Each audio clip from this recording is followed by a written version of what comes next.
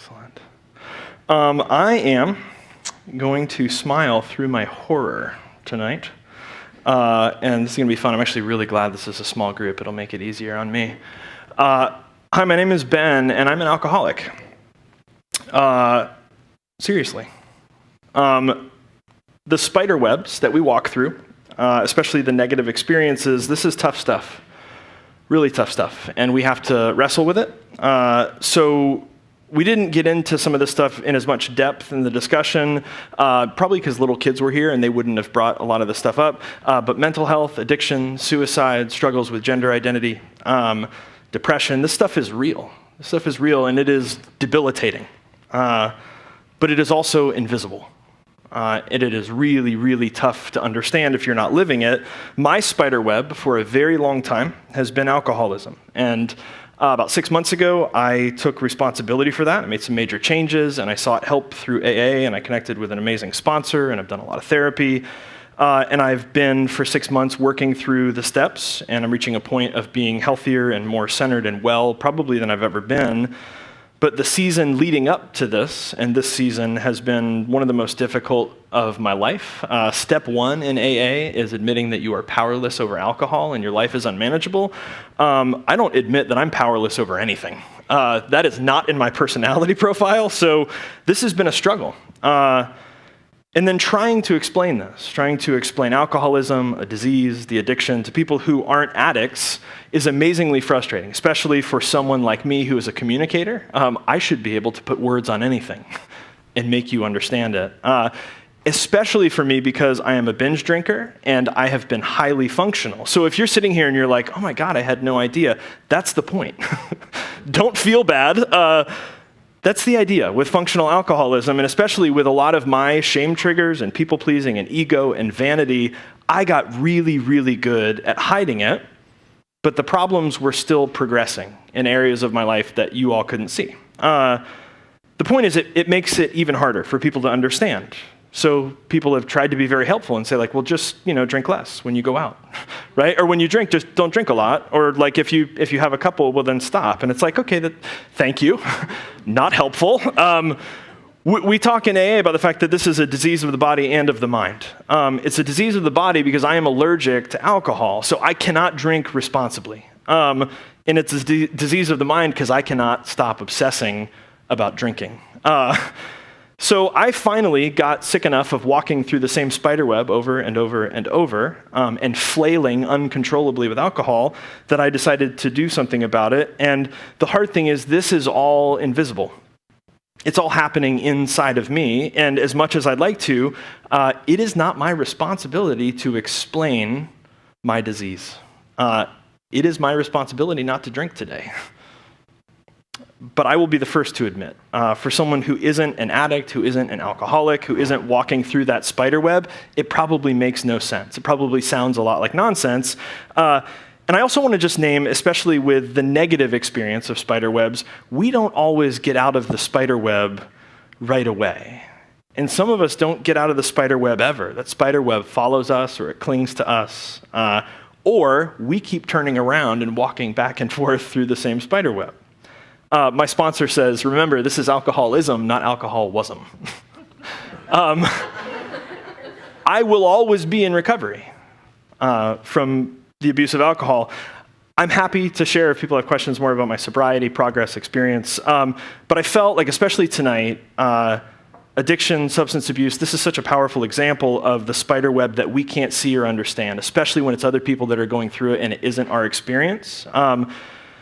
And I am beyond grateful to have a space like this and friends like this and a room like this, leading a congregation where I can be in a room and make public my failure and my dysfunction and what is very often destructive and abusive mess in ways that have allowed me to find mercy and grace and redemption and always unconditional belonging with you all. There are a lot of places where this kind of honesty would be off limits, and I'd be left to wrestle with this alone or in secret, or in many places I'd be fired. And so I want to say more than anything, thank you all for being the kind of people who can hold this with me. I do feel like I have not ever been able to be more myself than I am with this community. So thank you all.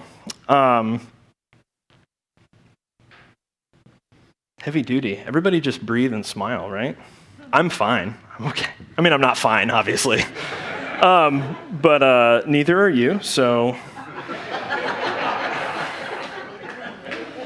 we'll get to that. That's later in the sermon. So there are negative experiences. There are these negative experience spider webs. My younger brother is bipolar.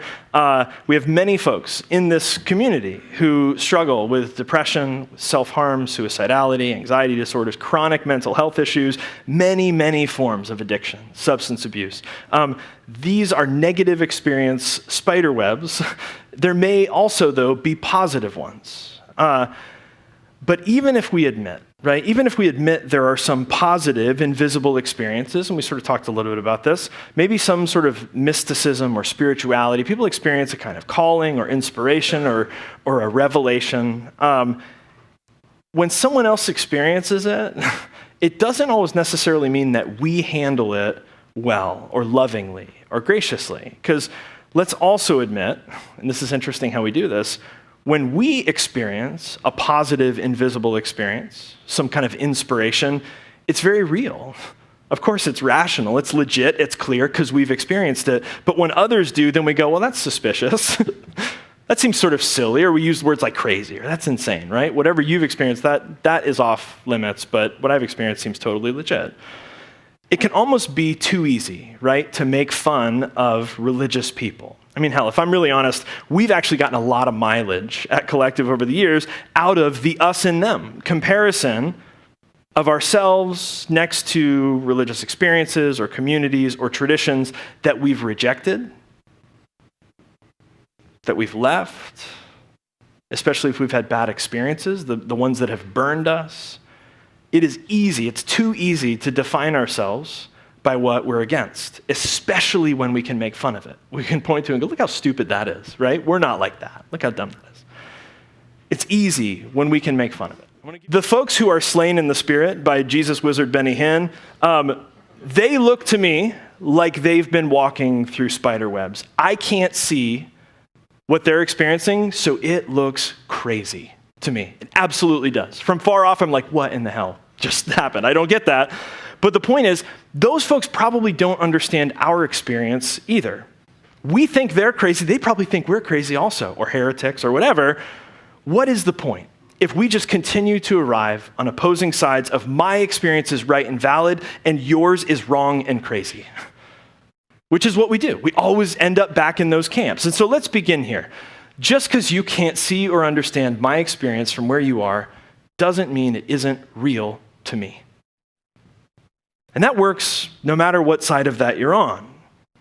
Alcoholism, addiction, depression, mental health, gender identity, whatever it is, just because you can't see or understand my experience from where you are, right? Because I may be hundreds of yards away in the park and you've just walked through a spider web. Just because I can't see or understand from where I am, from where you are, doesn't mean it's not real to me. So even if I don't believe that anything is really happening in the Benny Hinn crusade, if I don't think there's a supernatural spirit that's knocking people down or that Benny Hinn is actually really healing anyone, I have to admit that subjectively, this experience for those people, and maybe even for Benny Hinn himself, seems to be very real and powerful. Apparently, they're experiencing something, and sure, I don't get it, but I'm not having that experience. Just because you can't see or understand my experience from where you are doesn't mean it isn't real to me. When my brother first had his first psychotic break, and my parents went to pick him up in North Carolina, they got him from college, they went out to dinner, he was at a restaurant, and he became convinced that they were conspiring not to bring him chicken wings. They were out of chicken wings. But to the point where, like, for a couple hours, he was like, I know you have chicken wings back in the kitchen. I know you do. Why are you not bringing the chicken wings? He went back into the kitchen to, like, find the chef. And so they were just out of chicken wings. That's his experience. We can't understand that if we're not there. And so in some sense, we begin the community statement with, right, we don't assume, we strive to avoid offense, we ask good questions, we articulate and explain our responses. We have to begin with this kind of sensitivity. Jesus might put it like this: don't judge, or you too will be judged. For the measure you use, it will be measured to you. Just because you can't see or understand my experience from where you are doesn't mean it isn't real to me. Or we could say, don't judge. You can't see someone else's spider web, right? That's their experience. It's not your experience. at least suspend judgment for a minute. And this sentiment shows up in all sorts of recycled pop cultural wisdom, right? Just scroll your news feed. Be kind.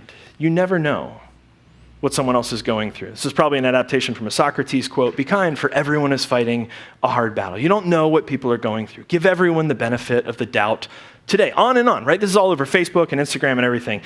And rightly so. When we don't know the spider webs folks are walking through, it's easy to judge that freak out, right? The thing we see from hundreds of yards away, we can't see the spider web. They lose their minds, and it's easy to judge it and go, God, they look so stupid. What are they doing? That's ridiculous. There's a story of a guy who gets on the train with his 2 kids, and he immediately grabs a seat and sort of hangs his head, and the kids are full of energy, really rambunctious. They're being a little bit rude, and the train takes off, and they're playing. They keep bumping into people, and they bump into this old guy like 3 or 4 times, and he keeps looking at the dad, and he's sure the dad is like strung out or drunk or whatever. Dad's not doing anything. Kids are getting louder and more disruptive, and finally the guy blows up at the dad, and he says, would you take control of your damn kids? And the dad like whips up and he says, oh my God, I'm so sorry. We just found out 3 days ago my wife has terminal cancer. She's gonna die any day. We're coming from visiting her at the hospital. I'm not even in my own body right now. I'm so sorry. At some level, we begin by extending grace to everyone because we cannot always see what they're experiencing, what they're feeling, what they're suffering. We don't know. And at one level, this approach can lead to unity. This can disarm tension and conflict. This can create a very Zen approach to surrendered outcomes and non-attachment. We don't get spun up by what other people are going through. That's their thing. We sort of accept it. We can try to understand it. You do you, I'll do me. Your truth is your truth. Mine is mine. Let them be, right? Everyone's experience is their own. To an extent, right? Because what happens, hypothetically, if when walking through the spider web, the person pulls out a semi-automatic weapon and begins frantically firing into the crowded park, hoping that they will hit the spider that they've imagined is on the spider web, but actually instead doing all sorts of collateral damage to the trees and the other people and maybe themselves, then it's not enough to say, well, that's their experience. And I didn't see the spider web, so I can't possibly understand it. We can't see the spider web, but we can see the effects of whatever it is that they're experiencing. And at that point, then it becomes a question of when do we step in and do something about it? Because sure, we may not see the spider web, but we sure as hell can see what's going on because of the spider web. Because if we're honest, personal experience doesn't always stay private. There's this famous quote about spirituality or God. You cannot see the wind, but you can see the effects of the wind, right? Trees blow, waves are churned up. You can't see the wind, but you see what it does. And rightly so. I may not be able to see what you've experienced or what you believe or your own personal convictions, but I see the effects of them in how you live in response to them, how you react to them. And so in the same way in the readings, Moses can't see God. Moses gets to see maybe where God just was, whatever that means. We can't see the spider web, but in a lot of ways, we get to see the effects of where that spider web just was. We see that crazy dance or freak out in the aftermath of a spider web. We have the benefit now of a few thousand years of the written record of the prophetic books, but the people in the time of the prophets didn't hear the Lord speak to Elijah or Isaiah or Hosea. What they saw was crazy, right? Their objective look at what these guys were doing was crazy. This naked rambler, the shitty chef, the whore's husband, all right? These are meant to be crazy. They're meant to get the attention of these people, but they don't get to hear, like the word of the Lord came to Isaiah. There's not a group of people standing around going, oh yeah, the word of the Lord did come to Isaiah. We heard it. That's Isaiah's going, yeah, I heard this, and I like God told me to do it. I promise. Trust me. This is what I heard in secret, in private. Take my word for it. But again, if it's just a crazy freak out in the park, or even if it's just a crazy prophet who decides, I'm going to walk through DeLand naked, right? Maybe they're going to get arrested. Whatever they're doing, some sort of crazy prophetic act to try and make a point. But again, the personal rarely stays private, and sometimes it's more than just a crazy freak out in the park. It's more than just the healing service that we don't understand, and we get to laugh and go, oh, what the hell was that? I don't understand Benny Hinn. Those people look nuts to me. Sometimes this becomes profoundly dysfunctional in our close relationships. And so with alcoholism, or if you know anyone who struggles with addiction or substance abuse, that very personal spider web very rarely stays private, which is why I think one of the most significant of the 12 steps is making amends. Because what alcoholics know is that my spider web very often issues in all sorts of havoc in my relationships and friendships and family and marriage and professional and personal, all through everything in my life is affected by my spider web, this thing that I've walked through. And so it may be my spider web, but it gets all over everybody around me, everybody I'm in contact with. And sometimes it's not just that close network, just the personal social relationships. Sometimes it's larger injustice. Sometimes it's systemic. It's violence. It's economic exploitation. It's political coercion. It's religious oppression. So we have these events in Charlottesville, right, that we're all now sort of talking about and aware of. And I love, Dave shared just before I came up, Brian McLaren, who we're going to have here in November, phenomenal speaker and activist and writer. He put a statement out, I think, and he said, if you're in a church that's not talking about what's going on in Charlottesville, you're not in a church. Right? This is not following the way of Jesus if we're not addressing what's going on in our world. And this sort of stuff right in our backyard. So with the stuff in Charlottesville, and I'll be honest, I don't understand, and I don't know enough to be educated to speak about it. What I know is that this is another in a long line of events that are peeling back the corner of the carpet, right? And it's kind of turned up now, and we can't stick it back down. We can't pretend that it's not. It's made us unable to look away from racism and privilege and in our history as a country, the sins of the United States of America, what's gotten us to this place. But this also creates a very real struggle to name this uncomfortable tension. This is almost impossible. I'm not going to try and answer this. I'm going to tell us again, we have to wrestle with this because I don't know the answer to this, but we also can't look away from it and pretend that it's easy and that we have the answer. Compassion or mercy versus justice. This is such a hard line to walk because on one hand we go, well, we don't really know, right, what these white supremacists, what these folks have walked through. What's their spider web? We don't know. We don't know if these folks, they might be drowning, right? And they're reacting to whatever it is they're drowning in. Or maybe they're being chased by a bee. And we don't know. We can't understand their experience because we can't see what they're walking through. And the question is, this came up at Occupy. I think David asked it. So how hard do we work to understand or to extend compassion? And the real question is not just the effort, but the honesty that we don't want to understand. And I'll be very honest, I don't want to understand because the truth is I don't need to understand hate any better to know that I don't want to live like that. I don't need to understand hate any better to know that I'm unwilling to make room for that, regardless of how much I understand it, right? Regardless of how much I know what those people have walked through. This isn't an issue any longer of their truth is their truth and mine is mine. This sort of postmodern, like, what's true for you is true for you, what's true for me is true for me. They're entitled to their experience. And sure, they are. But again, the personal doesn't stay private. When their experience leads to hate, when their truth is that some races are more human, some races are supreme over others, and that others should be treated differently, should be treated less than, should be discriminated against, should be made victims of personal and systemic prejudice and violence and hate, then I could give a shit what spider web they've walked through. It doesn't matter. At what point is it not about understanding, but recognizing that it is time to stand up and do something about injustice? Like at some point there are absolutes. At some point, the call for love is manifest in the pursuit of justice, which means my experience, spider web or not, is going to come into conflict with the experience and understanding of others when they're unjust, violent, or inhumane. Alcoholism has been in my family for generations. My grandmother tried really hard to understand and to be merciful and to be compassionate and forgiving with my abusive alcoholic grandfather, even when he hit her, even when he hit my mom, even when he hit my uncle. And finally, she had enough, right? And mercy became justice, and she left him. In the Catholic Church, the priest was drinking buddies with my grandfather.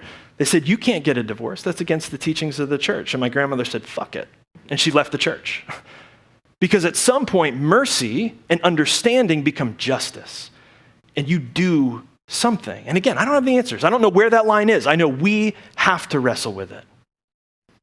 Oliver Wendell Holmes says, "My right to swing my fist ends where your nose begins." My right to swing my fist ends where your nose begins. And here's the catch. There is no righteous side to that quote. Because even if you get pissed at their racism and at their march and at their torches, and in your self-righteousness, you get spun up and you match their hate with your own hate, even then, your right to swing your fist ends where their hood begins. So sure, protest, rail, march, speak up, name this injustice, stand against it, get more active, but the second you match their violence and hate with your own, you become the thing you oppose. So let's revisit this passage. Jesus doesn't say, never ever judge. What he's really saying is be careful how you judge because you will be held to the same standard. When you judge, the measure you use will be measured to you. You cannot have justice without judgment. Someone has to judge that behavior to be unjust. And the truth is, I hope that everyone in this room is judgmental. I hope we all look at Charlottesville. I hope we all look at the vitriol of white supremacy, and I hope we judge it. I hope we judge that to be unjust because we believe that there's a different way, that there's a better world. And this kind of judgment can be a really good thing, right? Because if the measure we use is justice, is human dignity, is equality, is freedom, is love, then we want that same measure to be held up to us. We want to be held accountable to that same standard. We want that to be the one by which we are judged. If I become like my grandfather, abusive and destructive, I want someone to step in on behalf of the people I'm hurting. When I judge, I want to be judged by that same standard. So of course, the spider web of our own experience, it can make us, it can make others seem crazy when we don't get it. So absolutely, let's not rush to judgment. Let's begin with understanding. Let's begin with compassion. Let's begin with mercy. Just because we don't see or understand doesn't mean it's not real for them. Just because they can't see or understand doesn't mean it isn't real for us.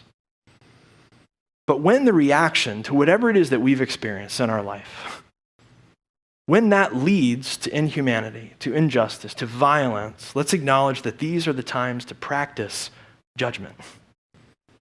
That is to bring about justice. That's the prophets, right? To call for justice, to say there is a time where we say this is not how things are supposed to be. To step in, to critique, to voice our dissent. Bill put this brilliantly at Occupy on Tuesday. He said, as a psychotherapist, it's basically therapy rules, right? Compassion and mercy. You listen and you try to understand your patient unless they become a danger to themselves or others, right? That's what we're talking about.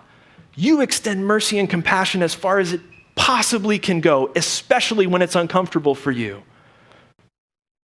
until it's time to move past that, until it's time to practice justice. And that's the Oliver Wendell Holmes quote, right? Sure, swing your fist, swing away, have your experience. Just know that there's a point at which that then infringes on the lives of other people, the well-being of other people, the justice of other people. This is the prophets. This is Jesus. These are the faithful, compassionate, empathic voices from the edge of the inside of their tradition who stand up and challenge the systems when they've gone awry because they care, because they understand, because they've listened, because they've understood. And at first, for sure, it might look like the spider web sort of tantrum, but when you listen for that deeper groove, when you listen for the truer tone of their critique, it's a wise and discerned and faithful criticism because it comes from love. It comes from compassion rather than hate.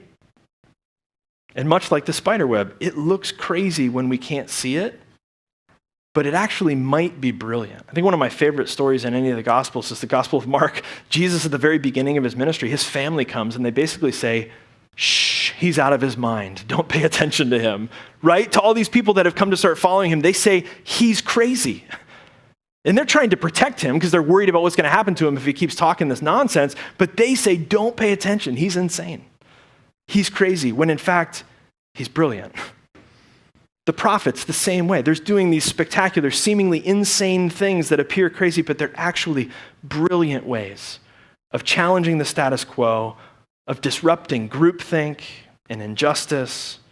They're breaking people over and over and over out of this idea that just because something has been normalized in a culture, and even if it can be understood, that doesn't mean it's right. It doesn't mean it's just. That doesn't mean it's good. In this more excellent way, this countercultural wisdom, this is dangerous. It's dangerous. It is much easier to dismiss it as a crazy freak out hundreds of yards away than to admit that it is a wise and discerned prophetic action that we have to pay attention to. And Jesus, I think, models this masterfully. Right? Reacting in violence is always the expression of reactionary immaturity. And the danger is when it becomes so normalized that it becomes acceptable. Where we live in a world where people go, oh yeah, well, they seem really upset, so violence seems warranted. What? Jesus founds this movement, and he's critiquing the empire, and he's critiquing the religio-political system, and of course, he attracts a following of people, right? But at first, it's not the really wise, mature, discerning people. The first group he attracts is a group of people who want blood. They're angry, and they want to react violently. They're reactionary, right? F the man, reject authority. Violence meets violence to show the violent who's more violent. What? And Jesus says no, right? They come to him and say, we'll set up a new kingdom. You be the king. We'll be your army. We'll show Rome who's boss. They think they're violent. We can be even more violent. He says, no, this is a different kind of kingdom. We already know that doesn't work. Mature wisdom that understands, wisdom that's listened and been merciful and compassionate, wisdom that has counted the cost of pushing for justice. This kind of prophetic wisdom changes and challenges things in ways that demand to be heard but not to do harm. This kind of wisdom, prophetic wisdom, challenges in ways that demand to be heard but do no harm. Which means very often this kind of prophetic wisdom becomes the victim of violence rather than the perpetrator of it.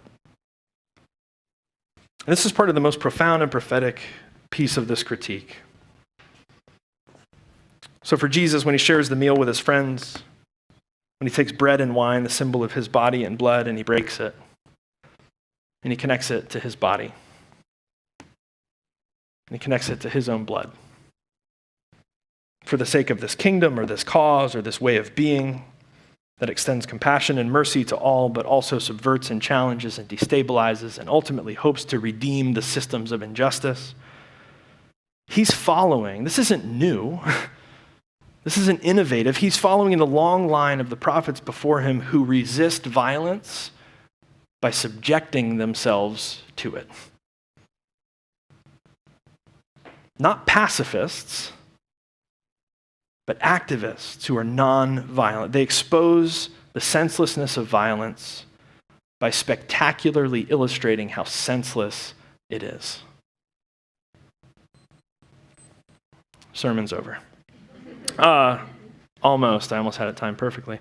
When we are walking through the spider web, we may get defensive, and I know I have been, and scared.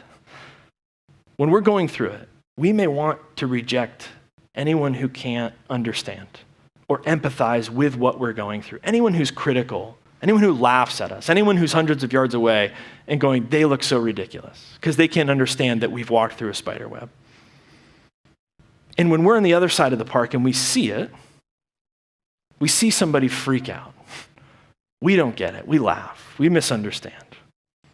We tend to want to reject the ones who are crazy because we don't understand. And we're afraid of what we don't understand. The prophetic wisdom offers a third way. It's a wisdom that can transcend and include. It can strive to understand and to push for justice. And this is the kind of wisdom that says no one will ever be turned away. This is the kind of wisdom that can extend compassion, that can push for justice, and can over and over and over set an open table. This is the table we've set tonight. It's open for us and for all people. And as always, no one will ever be turned away.